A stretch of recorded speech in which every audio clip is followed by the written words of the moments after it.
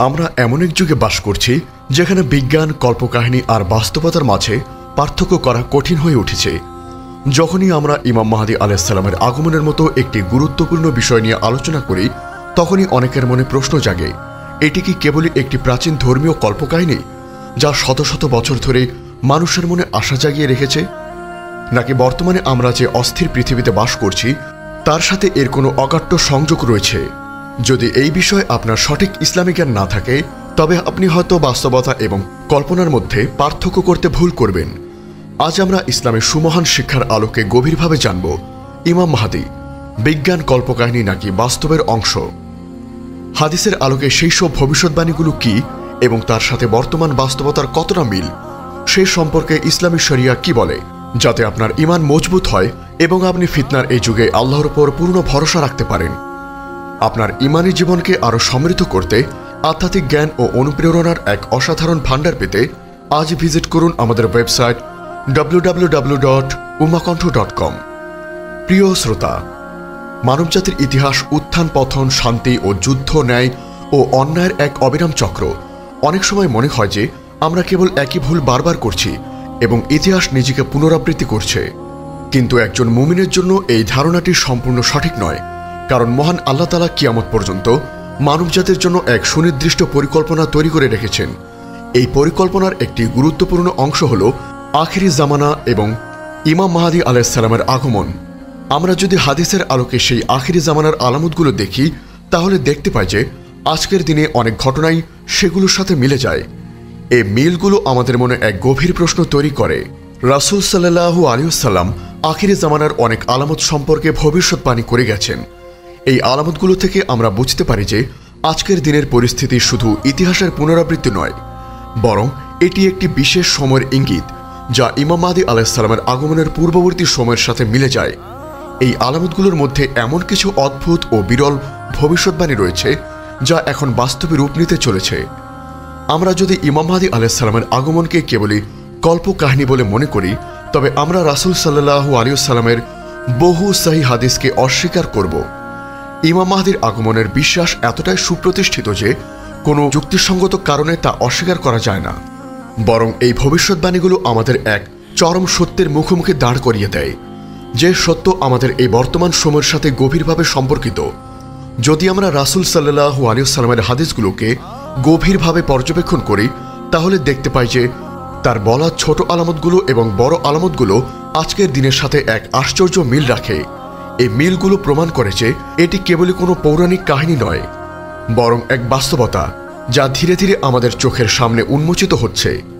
সবচেয়ে গুরুত্বপূর্ণ এবং অদ্ভুত ভবিষ্যৎবাণীগুলোর মধ্যে একটি হল ফোরাত নদী থেকে স্বর্ণের পাহাড় বের হওয়া। রাসূল সাল্লাল্লাহু আলাইহি ওয়াসাল্লাম বলেছেন, কিয়ামত সংগঠিত হবে না যতক্ষণ না ফোরাত নদী থেকে স্বর্ণের একটি পাহাড় বের হবে। মানুষ তা দখল করার জন্য যুদ্ধ করবে এবং প্রতি 100 জনের মধ্যে 99 জন মারা যাবে। সহিহ বুখারী, মুসলিম। আজকের দিনে আমরা দেখতে পাই যে ইরাক ও সিরিয়ায় ফোরাত নদীর পানি অস্বাভাবিকভাবে কমে যাচ্ছে।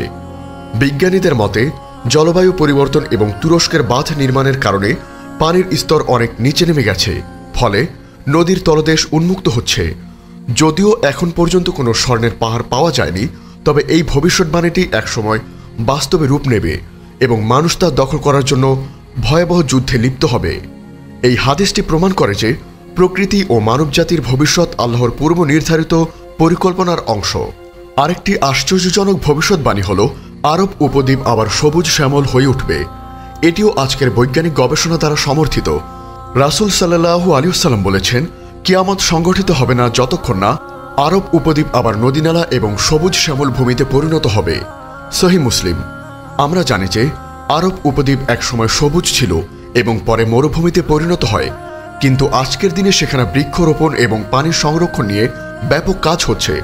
কিছু কিছু এলাকায় বৃষ্টির পরিমাণ বেড়েছে এবং বিভিন্ন কৃত্রিম উপায়ে ভূমিকে সবুজ করার চেষ্টা চলছে।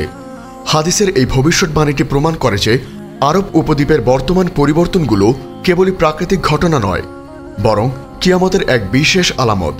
এই পরিবর্তনের ফলে আরব উপদ্বীপ কৃষি ও জীবিকার প্রসার ঘটবে, যা ইমাম মাহদী আলাইহিস সালামের শাসনামলের জন্য এক নতুন পরিবেশ তৈরি করবে। তৃতীয় এবং সবচেয়ে অলৌকিক ভবিষ্যৎবাণী হল কাবার কাছে এক সেনাবাহিনী ধ্বংস হয়ে যাবে।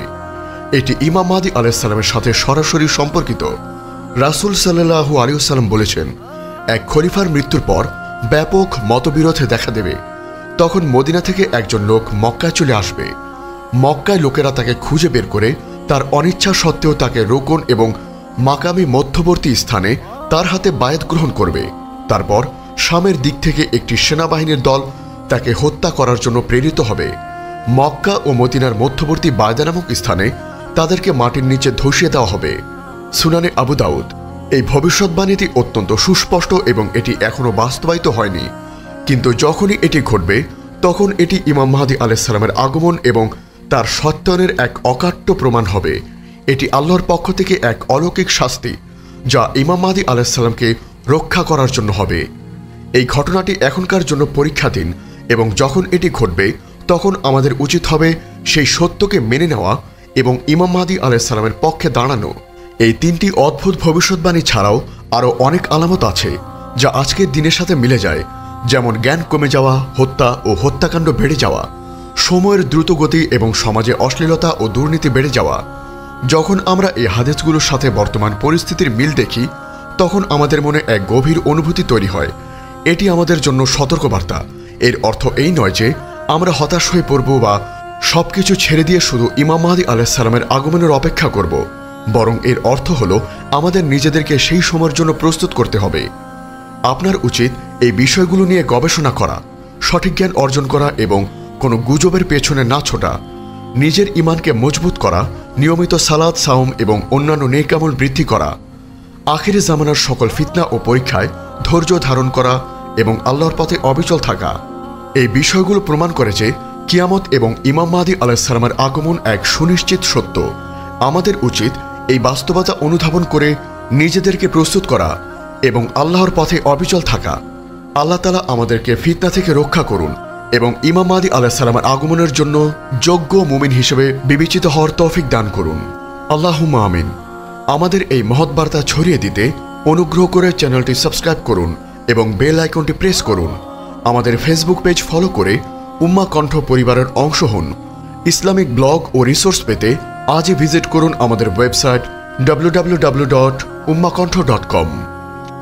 আমরা এমন এক যুগে বাস করছি যেখানে বিজ্ঞান, কল্পকাহিনী আর বাস্তবতার মাঝে পার্থক্য করা কঠিন হয়ে উঠেছে।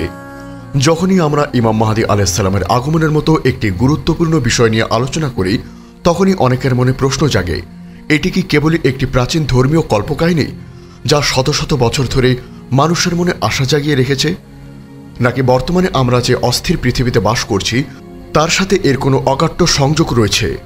যদি এই বিষয়ে আপনার সঠিক ইসলামিক জ্ঞান না থাকে তবে আপনি হয়তো বাস্তবতা এবং কল্পনার মধ্যে পার্থক্য করতে ভুল করবেন। আজ আমরা ইসলামের সুমহান শিক্ষার আলোকে গভীরভাবে জানব ইমাম মাহদী বিজ্ঞান, কল্পকাহিনী নাকি বাস্তবের অংশ। হাদিসের আলোকে সেই সব ভবিষ্যৎবাণীগুলো কি এবং তার সাথে বর্তমান বাস্তবতার কতটা মিল, সেই সম্পর্কে ইসলামী শরিয়া কি বলে, যাতে আপনার ঈমান মজবুত হয় এবং আপনি ফিতনার এই যুগে আল্লাহর উপর পূর্ণ ভরসা রাখতে পারেন।